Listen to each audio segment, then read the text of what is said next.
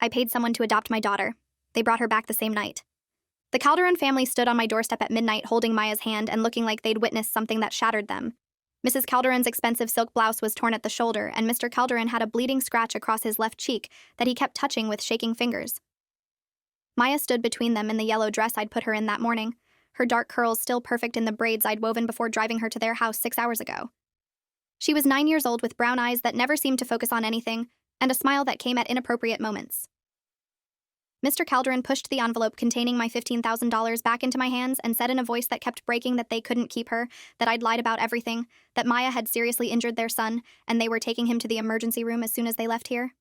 I asked what happened, and Mrs. Calderon started crying and said Maya had attacked Mateo unprovoked within an hour of being in their home. I'd found the Calderons through a woman named Vera Lansky, who ran an underground adoption network for parents who needed to rehome children through channels that didn't involve courts or social workers or official records. Vera specialized in matching desperate parents with couples willing to take difficult children for the right price. The Calderons had wanted a daughter for years after their son Mateo was born, but Mrs. Calderon's medical complications made pregnancy impossible. They'd been rejected by legitimate adoption agencies due to Mr. Calderon's prior bankruptcy and some legal issues from his 20s.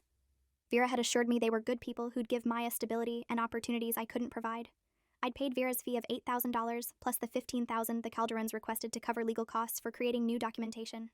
Maya was supposed to become their biological daughter on paper with a forged birth certificate and sealed records. It was supposed to be permanent and irreversible and put 500 miles between us. Mrs. Calderon explained through sobs that they'd brought Maya home and introduced her to Mateo, who was 7 and excited to finally have a sister.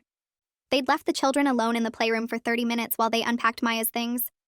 When they came back to check on them, Mateo was on the floor bleeding from a head wound, and Maya was standing over him holding a wooden toy train. They'd rushed to Mateo and found a gash on his temple that would need stitches. When they'd asked what happened, Maya had said calmly that Mateo had touched her things without permission, so she hit him. She'd shown no remorse or concern, just stated it as a fact. Mr. Calderon said they'd tried to explain that hitting was wrong, but Maya had stared at them blankly and said she understood rules, but didn't agree with rules that let other people touch her belongings. They'd realized then that something was fundamentally wrong with how Maya understood social behavior. The truth was, Maya had hurt people before. My boyfriend Daniel had broken up with me 8 months ago after Maya had bitten him hard enough to break skin when he'd tried to hug her goodbye. He'd needed a tetanus shot and antibiotics for the infection that developed. He'd said Maya had looked him in the eyes while biting down and hadn't stopped even when he'd screamed. I'd tried to explain that Maya had trauma from her father's abuse before he'd left us, but Daniel said the look in her eyes wasn't fear or defense. It was calculation and enjoyment. He'd filed a restraining order and left. Before Daniel, there was my mother who'd lived with us for 3 months before demanding to leave suddenly. She'd called me a week later and said Maya had pushed her down the stairs when my mother had told her to clean her room. My mother had fractured her wrist and hip. She'd refused to press charges, but also refused all contact with us afterward. There had been others. Maya's teacher at school had taken sudden medical leave after Maya had stabbed her in the hand with scissors during art class. The teacher required surgery to repair tendon damage. Another parent had confronted me at pickup claiming Maya had broken her daughter's fingers by slamming them in a door during a playdate. The school counselor had recommended psychiatric evaluation, but I'd withdrawn Maya before any formal assessment. I'd homeschooled her for a year while researching what could be wrong with a child who injured people seemingly without provocation and showed no remorse afterward. Every psychologist I'd consulted online or in brief consultations had mentioned conduct disorder or early signs of antisocial personality disorder, but none would formally diagnose a child under 10. They'd all recommended intensive residential treatment, which I couldn't afford, and which would create a paper trail that would follow Maya forever. I'd contacted Vera Lansky after concluding that traditional systems couldn't help Maya, and I couldn't safely keep her. Vera had listened to my vague explanations about Maya's behavioral difficulties and found the Calderons who were desperate enough to take a 9-year-old with limited background information. I told them Maya was shy and had trouble bonding, but nothing about the pattern of violence she left behind. I'd believed if Maya started fresh with people who didn't know her history, maybe things would be different. 6 hours had proven that theory catastrophically wrong. Now the Calderons were returning her and threatening to report everything to authorities regardless of the legal consequences for themselves. Mr. Calderon said his son's injury and the trauma of being attacked by his new sister was worth more than protecting himself from prosecution for illegal adoption. Mrs. Calderon said they were taking Mateo to the hospital and would tell doctors exactly what happened. They drove away and I watched their taillights disappear, feeling the weight of complete failure. Maya walked past me into the house and went directly to her bedroom without speaking. I followed and found her sitting on her bed arranging her stuffed animals in a precise line. I asked why she hurt Mateo, and she said in her flat voice that he'd touched her toy box without asking permission. I explained that siblings share things and he was trying to be friendly, but Maya shook her head and said ownership rules were clear and Mateo had violated them. I asked if she understood that hurting him was wrong, and she said she understood other people thought it was wrong, but she disagreed with that assessment. In her view, protecting property rights was more important than avoiding minor physical harm to people who violated those rights. She spoke like an adult, presenting a logical argument completely disconnected from the reality that she was 9 years old, discussing why she'd hit a 7-year-old with a wooden train. And I sat on the floor trying to process what I was dealing with. Maya had no capacity for empathy or remorse. She understood rules intellectually, but only followed them when consequences directly affected her. She'd learned to mimic appropriate emotional responses when necessary, but the underlying feeling was absent. I'd read about children like this in psychology articles, kids whose brains were wired differently from birth, who never developed normal attachment or moral reasoning. Most articles emphasized early intervention and intensive treatment, but acknowledged that many never developed normal empathy, regardless of intervention. Maya was 9 and had shown these patterns since she was a toddler. Every professional who'd interacted with her briefly had recognized something was fundamentally wrong. I'd been in denial, hoping she'd grow out of it, but watching her calmly arrange stuffed animals after sending a child to the emergency room made denial impossible. I called Vera Lansky's emergency number and left a message saying the adoption had failed and I needed immediate alternatives. Vera called back at 2 a.m. and said she'd heard from the Calderones and understood the situation was more serious than I'd disclosed. She said she had one other option, but it was expensive and extreme. There was a private boarding school in Montana that specialized in children with severe behavioral problems that mainstream schools and programs couldn't handle. The school was essentially a locked facility that housed children whose parents had given up on traditional treatment. It cost $30,000 per year and operated under minimal oversight. Parents signed guardianship over to the school and had limited contact rights. Vera said she could arrange placement within a week if I could secure funding and was willing to permanently relinquish custody. I had $18,000 in savings and could borrow from my retirement account to reach $30,000. I told Vera to make arrangements, and she said she'd contact the school director, Dr. Isaiah Wolcott, who handled intake. She warned me that once Maya was placed, I'd have almost no contact with her, because the school prioritized security and control over family relationships. Parents who placed children there typically never saw them again except in medical emergencies. I said I understood and wanted to proceed. Vera said Dr. Wolcott would call within 48 hours. I hung up and found Maya standing in my doorway, watching me with that blank expression. She asked if I was sending her away again, and I said yes. Maya nodded and said that made sense since I couldn't manage her and normal places wouldn't take her. She asked if she'd see me again, and I said probably not. Maya said that was fine, that our relationship had never been important to her anyway.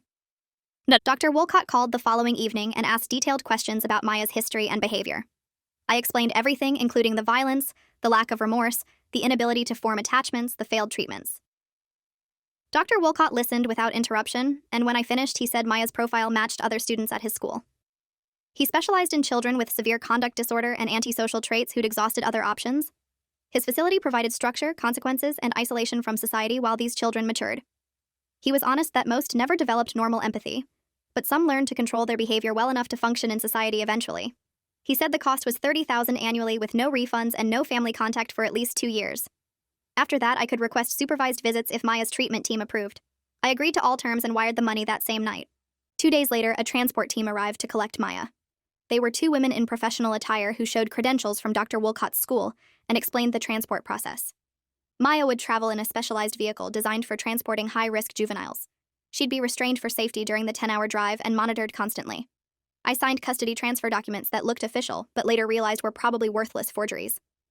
I watched them guide Maya to their van, and she didn't resist or protest, just walked calmly and climbed into the vehicle when directed. One woman assured me Maya would arrive safely and begin orientation immediately. The van pulled away and I stood in my empty house feeling nothing except relief mixed with guilt. I'd just given away my daughter to strangers who'd lock her up indefinitely because I couldn't handle what she was. I went inside and poured myself a glass of wine and drank it, standing at the kitchen sink staring at nothing. The school sent quarterly reports for the first year detailing Maya's adjustment. She followed rules when consequences were clearly defined but showed no internal motivation to behave appropriately. She participated in therapy, but staff noted she was simply learning what responses earned privileges rather than developing genuine insight. She had no friends among other students and showed no interest in forming connections. The reports painted a picture of a child going through motions without any real change in her fundamental nature. I read each report with distant detachment and filed them in a folder I kept in the back of my closet. Maya was no longer my problem, and I was rebuilding my life without her. I started dating someone named Kevin who worked in pharmaceutical sales and didn't know I'd ever had a child. I told people I was child-free by choice, and nobody questioned it because I was only 28 and looked younger. 18 months after Maya's placement, I received a call from Dr. Wolcott saying there'd been an incident. Maya had seriously injured another student during a supervised recreation period. She'd pushed the girl down concrete stairs, causing a fractured skull and broken arm.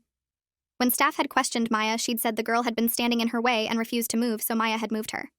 She'd shown no remorse or understanding of the severity of the injury.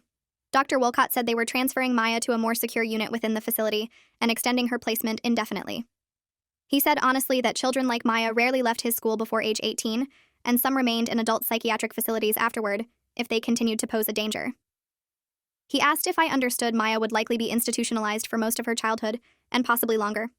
I said I understood and didn't request any changes to the arrangement. I asked him not to call again unless Maya died or escaped. He agreed, and I hung up feeling hollow. 3 years passed without contact from the school. I received annual statements confirming my payments were current, but no updates on Maya's condition or behavior. I'd moved to a different city and started a new career in marketing and gotten engaged to Kevin, who still didn't know about Maya. I'd convinced myself that chapter of my life was closed permanently, and I could build a future without the constant fear of what my daughter might do next. Then I received a registered letter from an attorney named Thomas Grayson, representing Maya Reyes, my daughter. The letter stated that Maya was now 13 years old and had filed a petition through the school's legal aid program requesting contact with me. The petition claimed she'd made significant progress in treatment, and her therapeutic team supported supervised family reunification as part of her rehabilitation.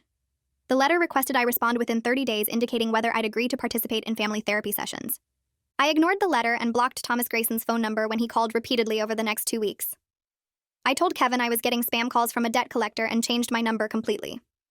A month later, Child Protective Services contacted me at work, saying they were investigating Maya's placement and needed to verify that I'd legally transferred custody and that the arrangement was appropriate. A caseworker named Denise Yamamoto visited my apartment after I got off work and asked detailed questions about why I'd placed Maya in Dr. Wolcott's school and whether I maintained any relationship with her. I explained Maya's history of violence and my inability to safely manage her behavior. I showed her the folder of reports from the school documenting Maya's continued dangerous behavior and lack of progress. Denise looked through the reports with a deepening frown and said CPS had received multiple complaints about Dr. Wolcott's facility, alleging that it operated without proper licensing and used excessive restraint and isolation on students.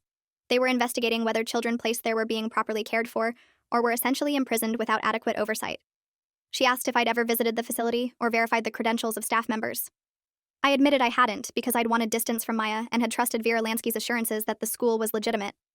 Denise said Vera Lansky was actually under investigation for operating an illegal adoption ring, and several parents who'd used her services were facing criminal charges. She asked if I'd be willing to cooperate in a review of Maya's placement and potentially face consequences for using Vera's services.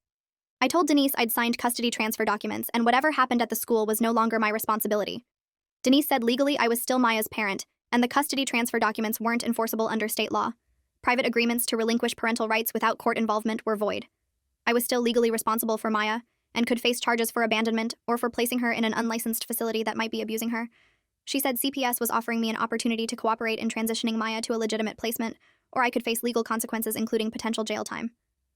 I asked what kind of legitimate placement existed for a violent child who'd failed every traditional program and had hurt multiple people. Denise said there were state-run residential treatment centers designed for exactly these cases. They were properly licensed and regulated and provided appropriate care while ensuring public safety. And 3 months later, Maya was transferred from Dr. Wolcott's school to Valley Ridge Youth Treatment Center, a state facility 2 hours from my new home. The transfer happened after state authorities raided Dr. Wolcott's facility and discovered that children were being kept in isolation cells for weeks at a time, denied adequate food, and physically restrained in ways that caused injury. Dr. Wolcott and 4 staff members were arrested, and the facility was permanently shut down. I was required to participate in monthly family therapy sessions as part of the court-ordered treatment plan. The first session was supervised by a therapist named Dr. Angela Ramsey, who specialized in adolescents with conduct disorders. Maya walked into the therapy room looking taller and thinner than I remembered, with dark circles under her eyes and a hardness to her expression that hadn't been there before. She sat across from me and stared without speaking for the first 10 minutes. Dr. Ramsey explained that Maya had been through significant trauma at Dr. Wolcott's facility, including extended periods of isolation and physical restraints. The facility had been shut down by state authorities, and multiple staff members faced criminal charges for child abuse. Maya and 11 other students had been rescued and placed in appropriate care. Dr. Ramsey said Maya was angry at me for placing her in that situation and abandoning her there for 3 years. She said Maya's violent behavior had worsened during her time at Dr. Wolcott's school because the environment had been abusive rather than therapeutic. Maya needed to express her feelings about what I'd done, and I needed to take responsibility for my choices. I looked at Maya and saw real emotion on her face for the first time in years, genuine anger rather than the blank affect I'd always known. She said in a shaking voice that she'd been locked in a room by herself for months at a time at Dr. Wolcott's school. That staff had restrained her face down on the floor until she couldn't breathe. That she'd been denied food as punishment and forced to use a bucket as a toilet when they wouldn't let her out to use the bathroom. She said she'd deserved consequences for hurting people, but she hadn't deserved torture. And I'd paid people to torture her, then disappeared from her life completely without checking on her welfare once. She said she'd spent 3 years believing I'd knowingly sent her somewhere abusive because I hated her that much. I told her I hadn't known the school was abusive, that I'd believed she was receiving proper treatment in a secure environment. Maya said I hadn't cared what happened to her as long as she was gone. She was right. I'd wanted her erased from my life and hadn't asked questions about where she'd end up or what methods they used to control violent children. Dr. Ramsey said we needed to work through this trauma together and rebuild some form of relationship even if it was limited. I said I didn't think that was possible or productive. Maya had hurt people before Dr. Wolcott's school and would likely hurt people after. Sending her somewhere awful was wrong, but keeping her with me had also been impossible. Dr. Ramsey said that was defeatist thinking and Maya deserved a chance at rehabilitation with proper support. I looked at Maya and saw hatred burning in her eyes. Not the blank disinterest I'd known her entire childhood, but real burning hatred directed specifically at me. I realized the abuse at Dr. Wolcott's school had given her the one thing she'd never had before, a genuine emotional connection to another person, even if that connection was pure rage toward me. Dr. Ramsey saw my expression and asked what I was thinking. I said honestly that I was relieved Maya could finally feel something real even if it was hatred. That made Maya angrier, and she stood up and said I was pathetic, that I'd spent her entire life wanting her to be normal, and now I was celebrating that torture had made her emotional. She said she'd never forgive me, and these therapy sessions were pointless. Dr. Ramsey convinced her to sit back down, and we spent the rest of the session in tense silence. Over the following months, I attended required therapy sessions and watched Maya work through her anger, while also displaying the same fundamental lack of empathy that had always defined her. She was angry about her own suffering, but showed no remorse for the people she'd hurt over the years.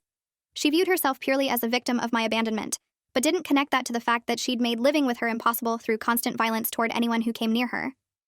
Dr. Ramsey tried to help Maya develop insight into how her behavior affected others, but Maya only learned to say the right things without actually feeling them. She could recite that hitting people was wrong and that she should have controlled her impulses, but when pressed about whether she actually felt remorse, she'd admit she didn't. She just understood that claiming remorse earned her privileges. By month 6, Maya had convinced her treatment team she'd made sufficient progress to transition to a less restrictive group home.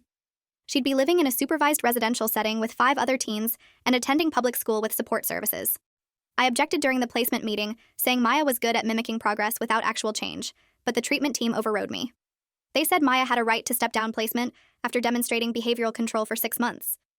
Dr. Ramsey said I was being overly pessimistic and needed to give Maya a chance to succeed in a more normalized environment. The group home placement was approved, and Maya moved out of Valley Ridge on a cloudy morning in October. I watched her leave with her few belongings in a black garbage bag and felt certain this would end badly. The group home placement lasted 4 months before Maya assaulted a staff member who'd told her she couldn't leave the property without permission. Maya had wanted to walk to a convenience store, and the staff member had explained the rules about supervised outings. Maya had punched the staff member in the face, breaking her nose, and then walked out the door while the woman bled on the floor. Police had arrested Maya 3 blocks away, and she'd been charged with assault and battery. At age 14, she entered the juvenile justice system and was placed in a detention facility pending trial. Her public defender contacted me asking if I'd testify on Maya's behalf about her history and the trauma at Dr. Wolcott's school. I refused because I knew Maya had assaulted the staff member deliberately, and nothing about her past excused that choice. The judge sentenced Maya to 3 years in juvenile detention with mandatory psychiatric treatment. I received monthly updates on her status for the first year, which documented that she'd been involved in multiple fights with other detainees and had spent significant time in isolation for disciplinary reasons. After the first year, I requested no further contact. Maya would turn 18 in detention and would be released as an adult with a criminal record and years of institutional trauma added to whatever had been wrong with her from birth. I tried not to think about what kind of person she'd become by the time she was released. I knew statistically that children with severe conduct disorder who entered the juvenile justice system rarely improved and often graduated to adult prison. I married Kevin 6 months after Maya was sentenced, and we moved across the country to Seattle where Kevin had accepted a promotion. I told him the truth about Maya before we married because he deserved to know what he was marrying into. I explained everything from Maya's early violence to the failed adoption to Dr. Wolcott's abuse to her current incarceration. Kevin listened without judgment and said it wasn't my fault that Maya was born with whatever neurological differences made her incapable of normal bonding and empathy. He said I'd done everything I reasonably could and that sometimes there are no good solutions to impossible situations. We agreed we'd have children of our own and I'd monitor them carefully for any signs of Maya's traits. If I saw concerning patterns early enough, maybe intervention would work better than it had with Maya. We had a son named Lucas, and then a daughter named Sophie, and I monitored them obsessively for signs of Maya's coldness and violence. Both children were normal, empathetic, attached to Kevin and me in ways Maya had never been attached to anyone. Lucas cried when he accidentally stepped on an ant, and Sophie shared her toys without being told. I felt relief but also guilt that I had 2 healthy children while my first daughter was in detention, becoming more damaged with each passing year. I'd saved 2 children by having them with Kevin, but I'd failed to save Maya, who'd been my responsibility first.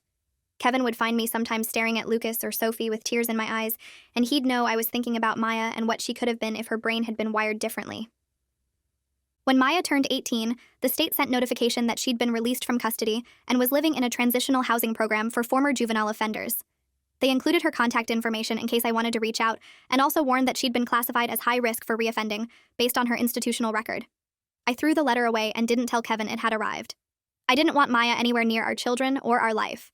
I changed my phone number again and made sure all our social media accounts were locked down with privacy settings.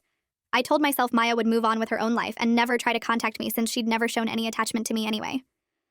5 years passed, and I convinced myself Maya had disappeared into her own life somewhere far from us. Lucas was 8 and Sophie was 6, and we were living a normal suburban life in Seattle. Then Maya found me through Facebook despite all my privacy settings. She'd created a fake profile and sent me a friend request under a different name. Once I'd accepted, she'd messaged saying she knew it was me and she wanted to meet. She said she'd spent her 20s in and out of jail for assault charges and drug possession. She'd finally gotten stable with the help of a forensic psychologist who specialized in people with antisocial personality disorder. She wasn't cured and never would be, but she'd learned to manage her impulses well enough to stay out of prison for the past 18 months. She said she wanted to meet not to reconcile or ask for money or insert herself into my life, but to tell me something she'd figured out in therapy. She said she understood now why I'd given her away and why I'd chosen to save myself rather than destroy my life trying to fix something unfixable. She said she'd never been capable of being my daughter in any meaningful sense, and forcing the relationship had damaged us both.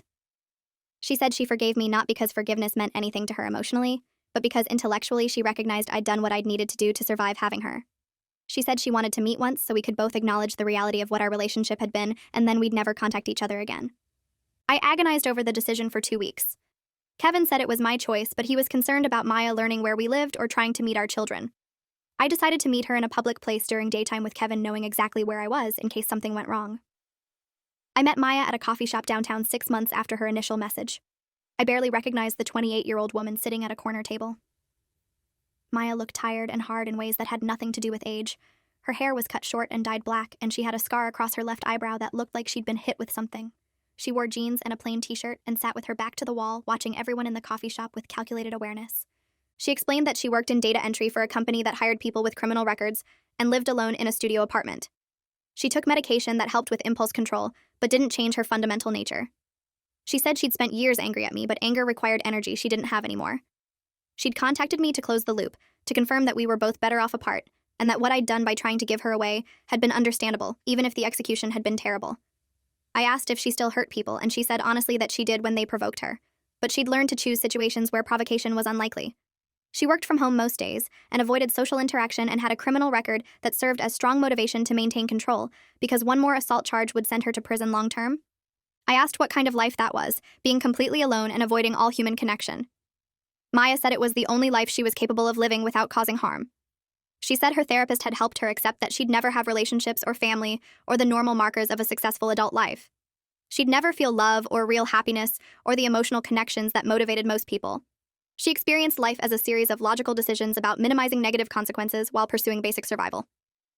It sounded bleak to me, but Maya said she didn't experience it as bleak because she didn't have the emotional framework to feel despair about missing things she'd never been capable of experiencing.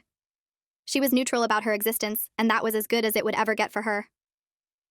We sat in that coffee shop for 2 hours, having the most honest conversation we'd ever had. Maya wasn't asking for a relationship or forgiveness or money or anything, except acknowledgement that I'd made the only rational choice available given the circumstances. I told her I was sorry for sending her to Dr. Wolcott's school without proper research, that she'd deserved better even if living with me hadn't been sustainable. Maya shrugged and said the abuse had been unpleasant but hadn't fundamentally changed her. She'd been incapable of normal empathy before Dr. Wolcott and remained incapable after. The only difference was she'd learned through repeated punishment that controlling her violent impulses was necessary for basic survival in society.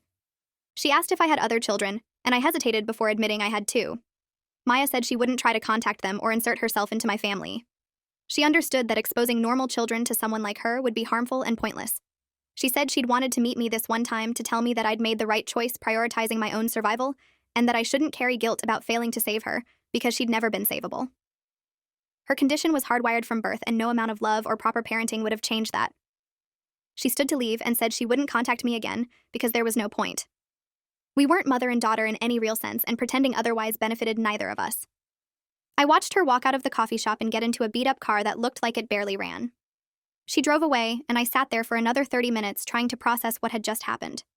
Maya had given me absolution for abandoning her, but the absolution came from someone incapable of genuine forgiveness, so it felt hollow. I went home and told Kevin about the meeting, and he held me while I cried for the first time in years about Maya. I wasn't crying from grief exactly, but from the weight of knowing I'd brought a person into the world who was fundamentally broken, and there had never been anything I could do to fix that. Kevin said I'd done my best in an impossible situation and that Maya seemed to be managing her life as well as someone with her condition could manage. That night, I checked on Lucas and Sophie while they slept and felt overwhelming gratitude that they'd been born normal and capable of love and connection. I knew statistically that children like Maya were rare, that most children with conduct disorder had trauma or environmental factors contributing to their behavior. Maya had been the exception, born with neurological differences that made her incapable of the empathy and attachment that defined humanity. I'd spent 9 years trying to force her to be something she couldn't be, and then another decade trying to forget she existed. The meeting with adult Maya had brought everything full circle and confirmed that the day I'd tried to give her away had been the beginning of both of us accepting the reality that we were better off separated permanently. 15 years later, I was 48 years old with adult children of my own and a stable life I'd built deliberately after the chaos of Maya's childhood. Lucas was in medical school and Sophie was finishing her teaching degree, and both were in healthy relationships. I'd gotten divorced from Kevin 5 years ago for reasons unrelated to Maya, but we remained friendly. I was dating someone new named Richard, who knew about Maya and had read articles I'd saved about children with severe conduct disorder. Richard worked in criminal justice reform and understood that some people were born with neurological differences that made them dangerous regardless of intervention. He said the system had no good answers for people like Maya who weren't psychotic or intellectually disabled, but also weren't capable of functioning safely in society without constant oversight. I'd thought about Maya occasionally over the years, but hadn't tried to contact her or search for information about her. Then her name appeared in a news article Richard showed me about a woman arrested for assault in Portland. Maya Reyes, age 43, had been charged with aggravated assault after attacking a co-worker who'd allegedly made a comment about her work performance. The victim had required hospitalization for facial fractures, and Maya was being held without bail due to her extensive criminal history. The article noted this was her 5th assault charge in 20 years, and prosecutors were pursuing enhanced sentencing. Richard asked if this was my daughter, and I confirmed it was. He said Maya would likely receive a significant prison sentence given her record and the severity of the injury. I didn't attend the trial or contact Maya's public defender. I felt distant sadness knowing that Maya had ended up exactly where everyone had predicted she would end up. Despite therapy and medication and her own stated desire to avoid prison, she'd been unable to control her violence when provoked. The judge sentenced her to 12 years in state prison with no possibility of parole for at least 8 years. I received notification of the sentence because I was still listed as her next of kin in state records. The notification included information about visitation rights and how to send letters to inmates. I threw the notification away and told no one except Richard that Maya had been sentenced. This was where her story had always been heading, and there was nothing I could do about it now. 2 years into Maya's sentence, I received a letter forwarded from my old address. The return address was Oregon State Correctional Facility, and the handwriting on the envelope was Maya's. I almost threw it away without opening, but something made me read it. Maya had written that she wasn't asking for anything or expecting a response, but wanted me to know she'd been diagnosed with a brain tumor. The prison doctor said it was inoperable due to its location and she had maybe 6 months to a year left. Maya said she was writing because she had no one else to notify and thought I should know my daughter was dying. She said she'd spent her entire life feeling nothing genuine for anyone and was now facing death with the same emotional emptiness. She said she wondered sometimes what it would have been like to be born normal, to experience love and connection. But those thoughts were intellectual exercises rather than actual longings. She said she didn't blame me for her life or for staying away after she was imprisoned. She said rationally she understood that I'd done what any reasonable person would do when faced with a child who was fundamentally incompatible with normal family life.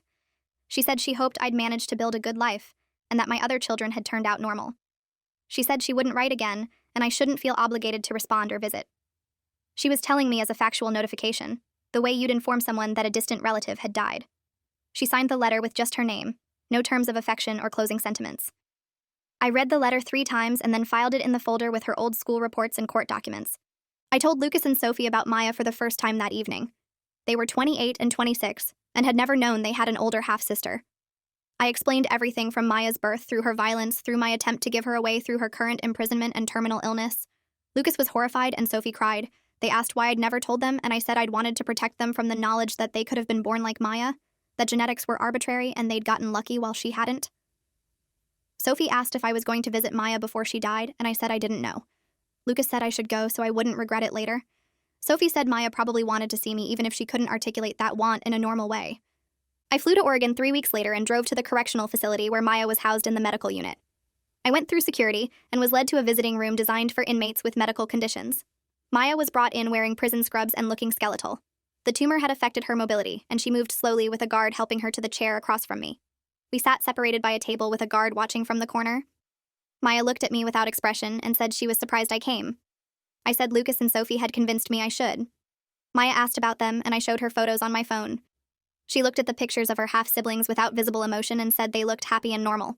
I confirmed they were both doing well and had good lives. We sat in silence for a few minutes before Maya said she'd been thinking about our last meeting 15 years ago.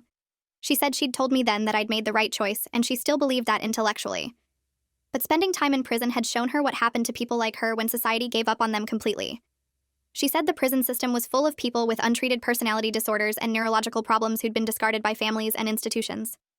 She said maybe if she'd been born 20 years later when they understood brain development better, she might have received different treatment.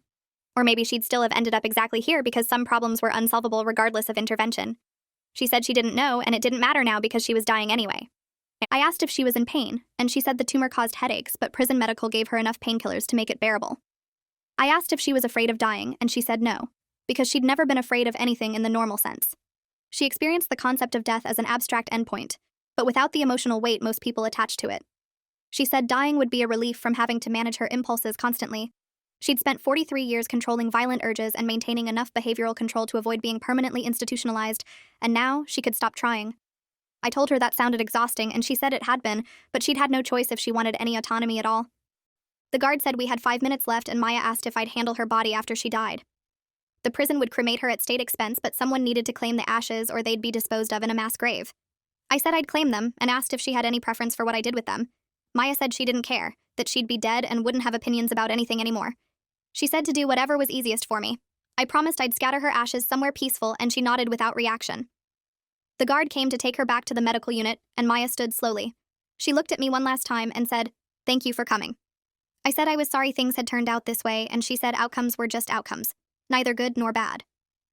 She left with the guard, and I sat in the visiting room alone, trying to process that this would likely be the last time I saw my daughter alive. Maya died 4 months later from complications of the brain tumor. The prison called to notify me and sent paperwork about claiming her remains. I flew back to Oregon and picked up a small box containing Maya's ashes from the prison administrative office. I drove to the coast and scattered her ashes in the ocean from a quiet beach on a gray afternoon.